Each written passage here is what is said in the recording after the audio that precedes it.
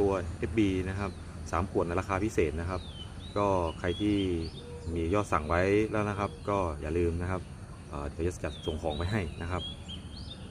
ตัวนี้ใช้ดีนะครับใครที่เป็นสาวก FB นี่คือห้ามพลาดเลยนะครับและหลังจากที่พอเราออกกำลังกายเสร็จแล้วนะครับเราทำกิจกรรมเสร็จแล้วเนี่ยอีกเคล็ดลับหนึ่งนะครับในการที่จะนอกจากที่เราลีดแล้วทำให้กล้ามเนื้อเราสวยแล้วก็คมชัดแล้วเนี่ยจะมีอีกตัวหนึ่งนะครับที่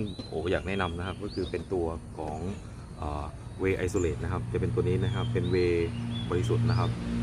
ดูดซึมได้เร็วนะครับฟองหนึ่งนะครับมีโปรตีนทั้งหมดนะครับ28 กรัมนะครับตัวนี้นะครับจะเป็นตัวช่วยสร้างกล้ามเนื้อนะครับซึ่งถามว่าทำไมของถึงได้คมชัดแล้วก็ดูแน่นนะครับดูหนาครับเคล็ดลับก็มีอยู่แค่นี้แหละครับก็ตรงนี้ก็มีโปรโมชั่นอยู่นะครับก็อย่าลืมนะครับใครที่สนใจอยู่ก็ทักมานะครับอินบ็อกมานะครับแล้วเดี๋ยวจะส่งไปให้นะครับใครที่ชอบก็